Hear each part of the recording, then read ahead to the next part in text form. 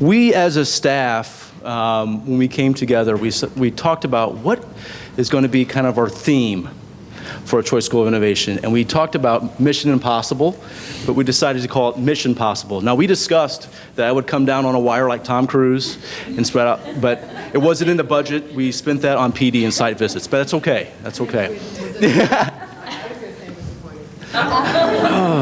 Team, can we pull something together real fast? Innovation, folks, innovation. We can, absolutely. So, but Mr. Murphy, you kind of pointed out something tonight. You were excited about students having choice, and that's what our school's about. You're going to hear a lot about tonight about path and pace. Students creating their own paths and also their own pace. And so often in education we talk about impossible. You can't do that with the students. We talk about possible as well.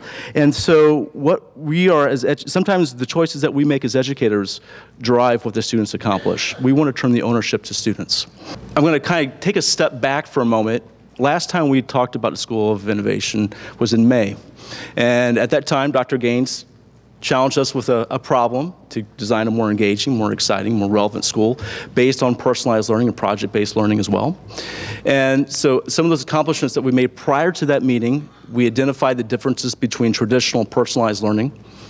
We looked at what does an innovation school look like, and we're going to talk a little bit more about that because I think throughout the last 5 months, our knowledge has grown. And then also, we created questions to identify staff members. And during this time, we have hired 9 staff members and 3 SSD staff members. So, and they're here tonight, and I'll introduce them a little bit later on. Okay. So, since then, what has happened over the summer? We had a busy summer, and we've also that busyness has continued into the fall as well. Over the summertime, we had a team of 5 of us that attended the BLC 16 conference in Boston, a conference that was focused on personalized learning and the resources that are needed to focus on personalized learning and make it successful in the classroom. We also had a team that did a site visit to the Taylor County Schools in Kentucky. And then also working with Dr. Lane, the staff that was identified, a large portion of them were able to work with Dr. Lane and the Leela Fellowship to kind of deepen our understanding of personalized learning. And then also some of that staff members will be attending a conference in Washington, D.C. So throughout our learning, and we had the opportunity, of course, for some site visits, but we've also had an opportunity to participate in a boot camp through the School Improvement Network, where what we're going to be presenting to you tonight, we were able to form a mission, vision, and kind of an approach of what we're looking at for the school. And so far, I have up here some of the costs that have been entailed in that process. Sub-cost and professional development, just over $3,000. Our travel costs to the Liberty School District, where we had opportunity to see 2 schools, Epic Elementary and then Lewis and Clark Elementary, which was almost $1,000. And then supplies, the Innovator's Mindset book for almost $200. So the total spent so far has been $4,390.91. I'm going to turn over to my co-presenter, Ms. Lisa Myers, and she's going to be talking a little bit more about our approach and mission. I'll get that to you. So back in October, well, at the beginning of this month, we had the chance to meet with Kathleen Earle from the School Improvement Network. She was kind of our facilitator for this boot camp, and she really gave us a challenge. And I have to tell you that 12 people sitting behind me were up to the task. It was the first time we had all met, and it was the first time we had come together and we worked together as a team. It was really inspiring. It was probably one of the best professional development things I have ever attended in my life. And out of those 3 days, we came up with our approach, and we said that personalized learning is where students are going to partner with their teachers to develop these learning paths. And these students are going to get to work at their own pace. They're going to be able to go as fast or as slow as they need to, and we're going to focus in on their goals. And they're going to be accountable for those goals. And their learning is going to be based on their interests, the things that excite them. So we're here tonight because we feel like from May until now, we've been sitting on this launch pad ready to take it to the next step. And I think when you see what we have for you tonight, you're going to be ready to hit that button and send us to the moon. So what we worked on at this boot camp was looking at our enrollment process. We developed a very, very detailed strategic plan that talks about our enrollment process. What is that going to look like? What questions do we have? Who's responsible for the pieces of this plan? We also talked about curriculum assessment. What are the things that we need to address? What do we need in the school? What do we have to have? What is assessment going to look like? How are we going to personalize it? And then we talked about the school and the classroom structure. What have we seen in the site visits that we went to, and what have we seen in the research that we've done through the Leela Fellowship? Do we want a team teaching approach? Do we want an individualized approach with the teachers having one classroom to themselves? And so we've addressed all of those step by step through this plan. And I have to tell you, it was an exciting process. Dr. Clark and I really stood back one day and we looked at the wall, and if you could have seen it, it looked like an NFL draft room. We started in one corner of the room throwing up ideas on Wednesday, and by Friday the entire conference room was covered from wall to wall in our step-by-step plan. And he looked at me and he said, you know, Lisa, if I had a building, we could open this tomorrow. I'm like, you're right, we could. So our mission is at the school, we will be a community that will create personalized paths to empower learners for life beyond the classroom. And that is our key focus, is the life outside those school walls. So I was one of the fortunate ones who got to go to Epic and Lewis, and we saw some amazing things there that we both want to talk about. So we had the opportunity to, on October 9th and 10th, visit 2 schools. First, Lewis and Clark, which is focusing on personalized learning at their school, but more of kind of in a traditional building. While Epic, also focusing on personalized learning, has a new building focusing on kind of more new strategies, new environments for students. So it was a nice compromise, a contrast between the two, where, again, see a new building and then a traditional traditional building. And so in October, when we were at our boot camp, it was a 2.5-day boot camp. We accomplished many things. One was that we determined classrooms would be organized by grade level. We also created a survey because of the new staff coming from numerous schools. Created a survey kind of looking at personality and teaching style to figure out what teams would work together in the grade levels.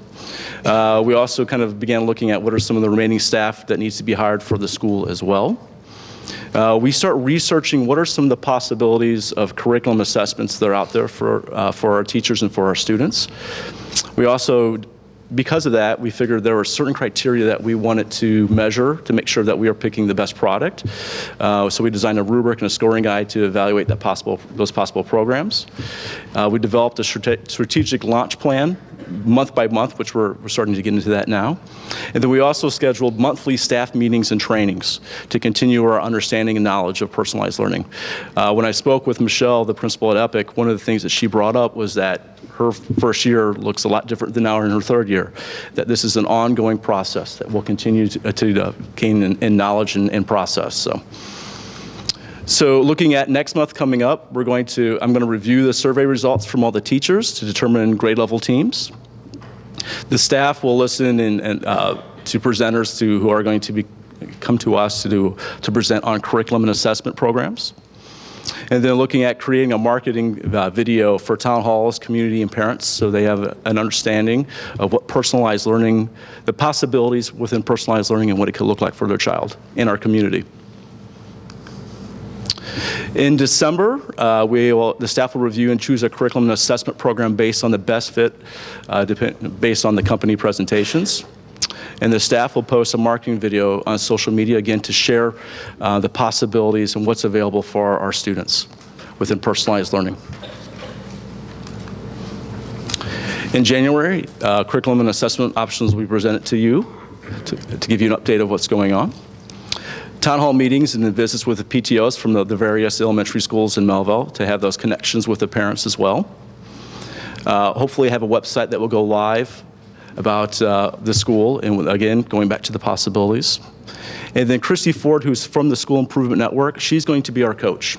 She is going to be working with our team and has been working with many teams throughout America who are implementing personalized learning in their schools. So she'll be working with us over 8 sessions starting in January through next school year as well. In February, a lottery for the enrollment completed. We're looking at visiting Fremont Elementary, which is in the Springfield, Missouri School District. They are also focusing on personalized learning. They opened actually this August. So it'll be a nice contrast between what Epic has gone through and then what Fremont is experiencing now, and to be able to learn from their processes. And then start having those first parent meetings for those families who will be joining us at the Choice School of Innovation. March, April, looking at begin training on selected curriculum and assessment so that we're preparing our teachers for the August opening. I also put first parent meeting here as well to provide flexibility and opportunities for those families who may not be able to make it in February that can join us in March or April. And again, continuing that professional development with Christy Ford, that's going to be an important component that we are continuing to provide opportunities for our teachers to grow.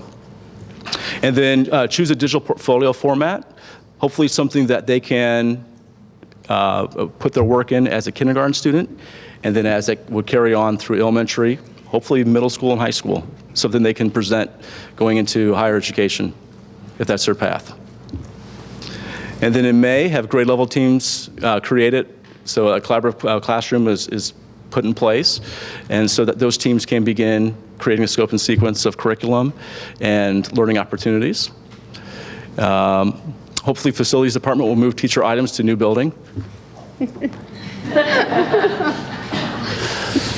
And then Christy Ford will continue to work with staff. Again, you'll see her name come up often because, again, that's that continuous support for our staff. June and July, Choice School of Innovation will receive student records from current elementary schools. So we have an idea of where the students are performing. Student benchmark assessments for math and reading will be sent to Choice School of Innovation as well. Begin to plan a family meet and greet and begin to establish parent organization. And then staff will begin to design a back-to-school curriculum night. Next, we have a video that we put together of a few of our teachers. Hi, my name is Sarah Bradley, and I am a 4th grade teacher at Woolwind. Right now, our class is working on a novel engineering project. The witch's broomstick broke. I'm trying to make another one newer. We're being engineers and building something to make it not break. To build the stick, to fix the stick. Common sense. Okay, yes. They watch a video, the book Room on the Broom. I asked them to think about what problem are the characters facing in the story, because we are doing text structures and reading right now. Think big, and you can think out of the box, and you can think out of the world. So maybe she can use her magic wands. I want you to think about what supplies you could possibly need to build both of those engineering solutions. Mason, we could use these. Look, it's a little broom. We could use the bubble wrap. We could. Yeah. So we can go faster. And it's really interesting because they came up with all different problems. We're trying to build a broom that will hold enough weight so that it will not break. She needs a helmet to like protect her stuff from falling off. And so then they designed a blueprint with labeled parts. Once that was approved, they were able to actually build their prototype. It was like going to be like a seat, like on the broom with a seatbelt. You know, the teacher's not telling you what to do. How's that? Because you just get to make your own and make your ideas and make it your own. I want every child to be involved in the process. I want them to see that it's okay to take a risk. It is okay to fail. And it's really neat to see different levels of learners coming up with different ideas. Me personally, I do not like reading. And engineering, you get to build stuff and tape stuff. And just have fun.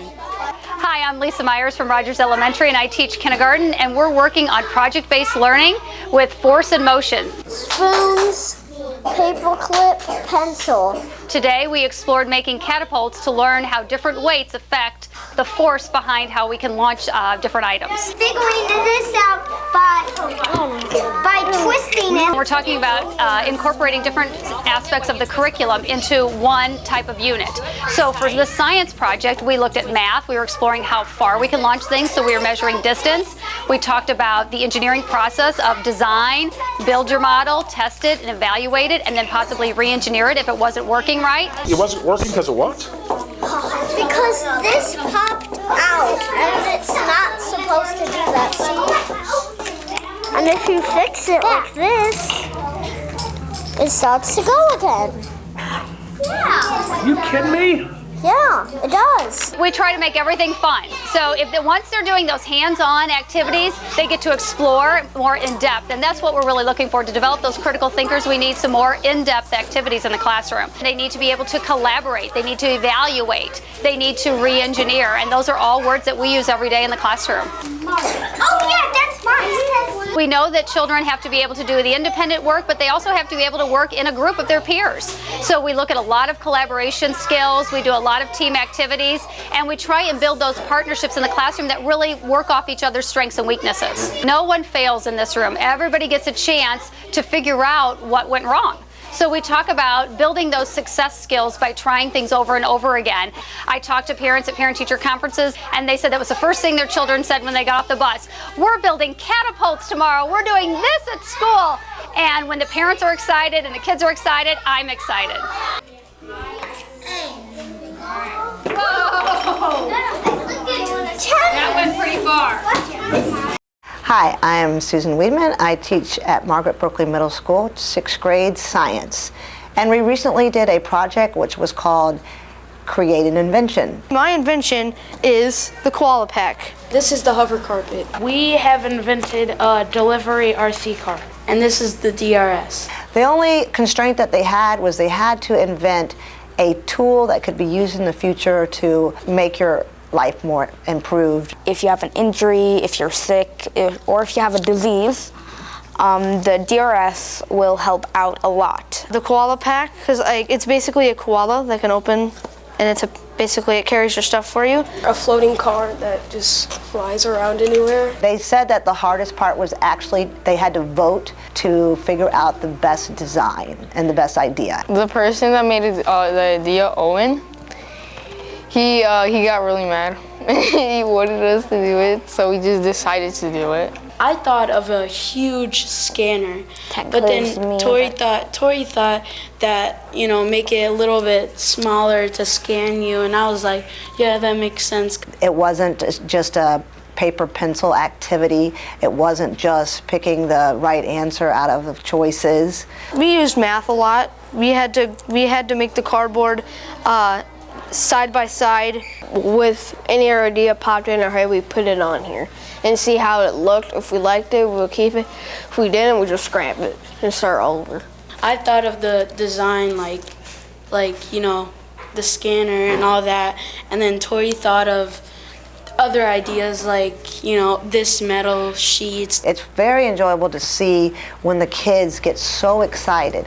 And you also see kids that might not do so well academically on paper pencil tests or assessments like that, but on this one it reaches all the disciplines, it reaches all the learning styles. I did not see one child that wasn't engaged.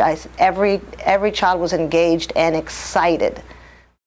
So as you can see, when you implement project-based learning and work on that engineering design process, we had students taking on leadership roles. They develop a respect for others' ideas and others' opinions. We also have a lot of team building going on, and we have communication skills that will benefit these children well into their adulthood. They're able to do persuasive arguments with each other and, and rally around each other to boost them up and boost their self-confidence. And that's really what we want, and I know I am very excited to be a part of this. So as a conclusion to our presentation tonight, our vision. So we are going to be a staff and a community that sets goals and makes decisions based on data. We're going to create self-paced intercurricular paths with real-world applications, as you saw tonight. We're going to build and foster collaborative partnerships, and we're going to cultivate a growth mindset environment. And we're hoping that you're all ready to be a part of that. I've been in education for 18 years now, and just to be a part of this and just the excitement based around it, not only just for our students, but our community. Just thinking about the possibilities is amazing. So I sincerely thank our staff for the amazing work they've done in just a short amount of time. It's quite impressive. So I know that I'm going to turn over to Dr. Lane. He's got a few things he's going to share as well. Good job. All right.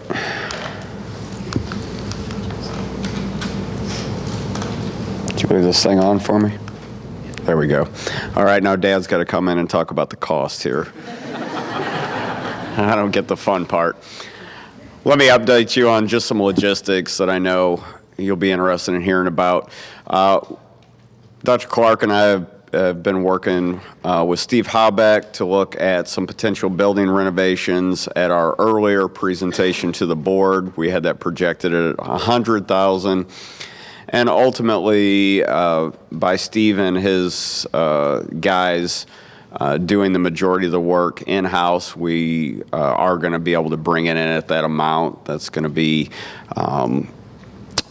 we're looking at a variety of things, but a lot of it's going to be projects such as opening up spaces in between classrooms to allow for more collaboration.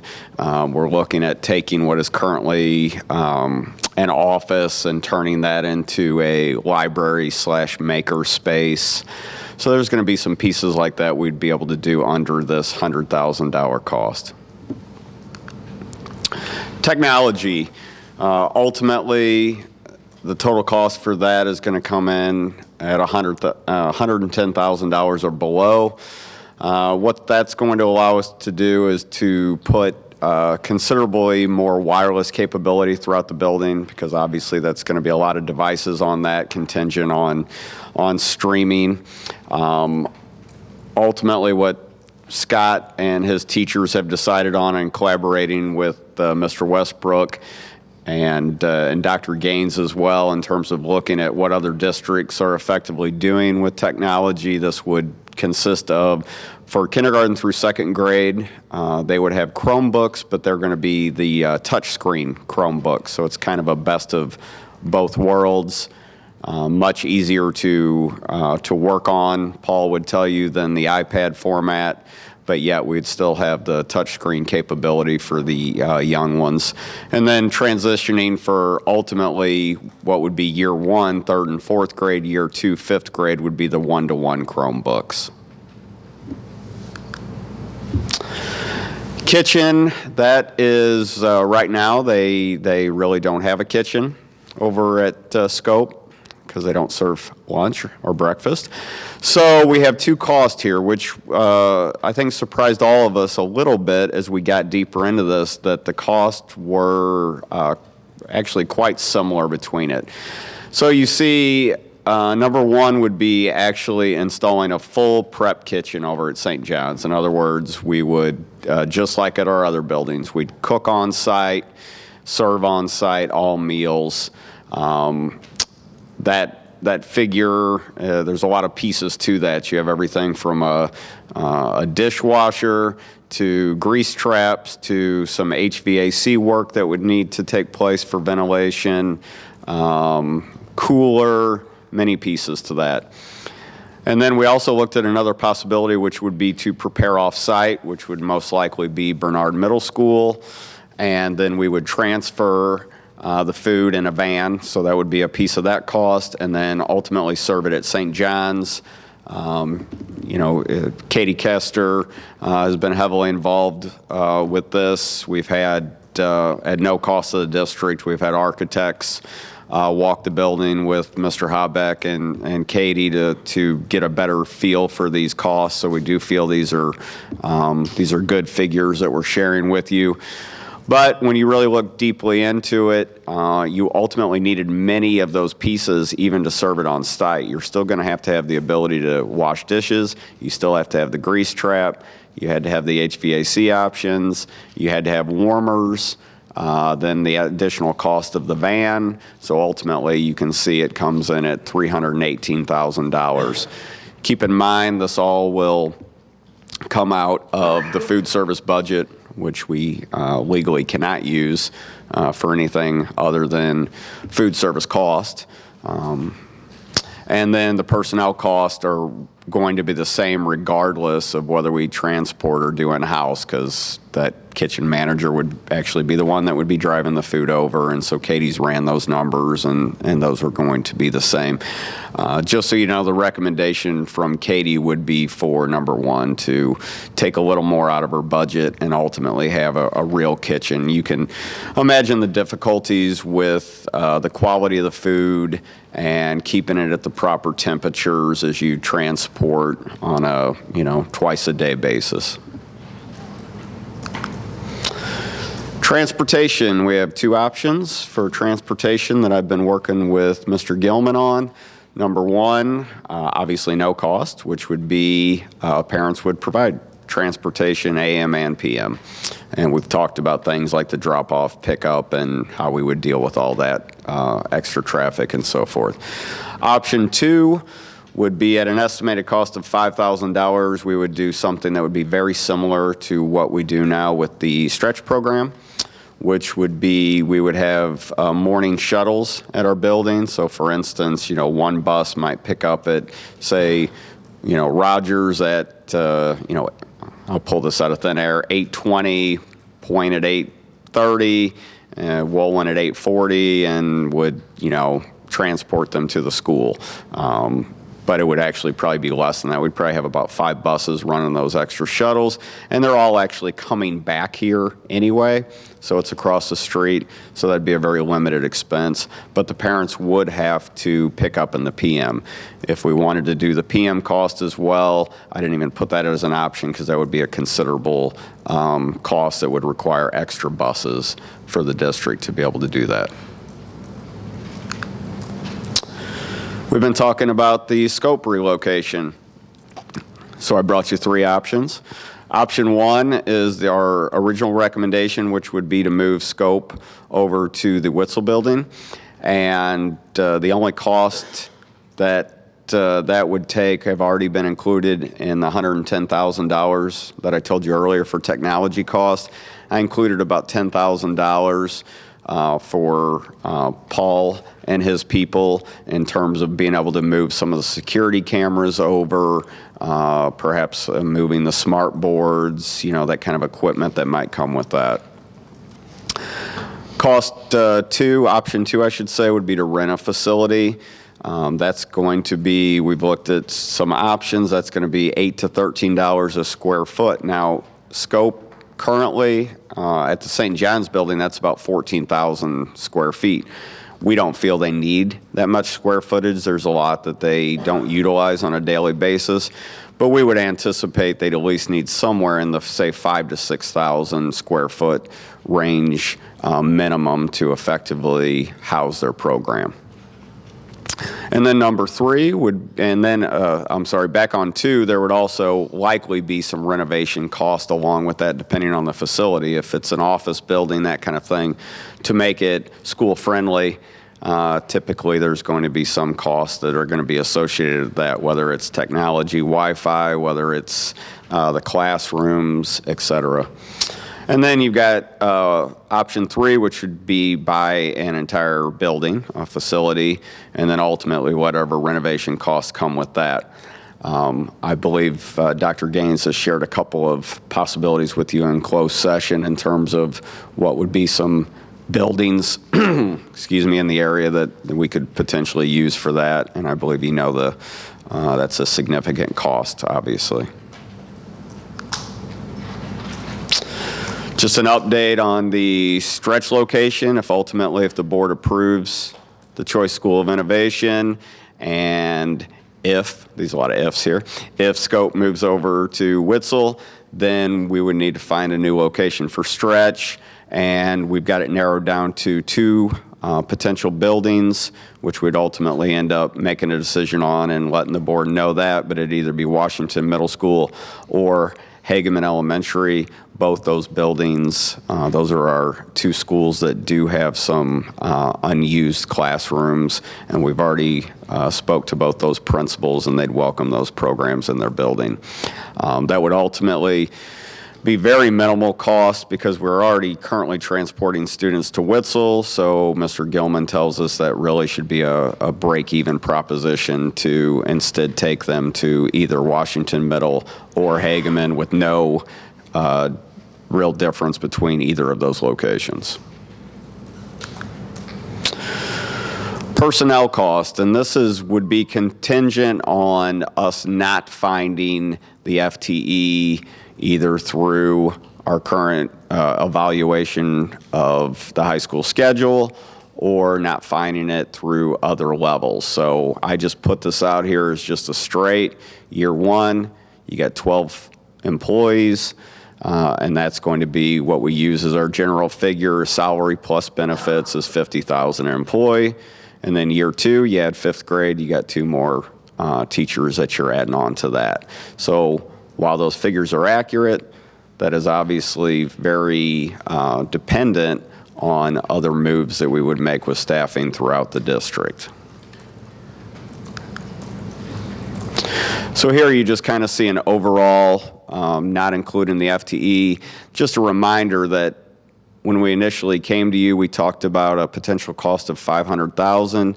You can see that we're at 220. We also at that point said that it was not going to be including the kitchen. So we're at 220 compared to the initial $500,000 estimate that we originally talked to you about.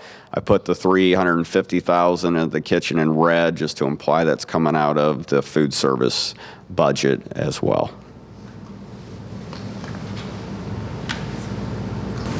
So then if we take kind of all of that and put it all into one piece, so adding in the FTE, so what Dr. Lane had up there was that assumes additional FTE, so new FTE. And the scope piece, we kind of just estimated a high number. So we looked at $13 a square foot at 10,000 square feet, but we also estimated a renovation cost of $20 per square foot. So we get a rental for scope to be at the 330 mark, give or take. However, we don't bear the total cost of scope. Our partner districts cover about a third of that roughly.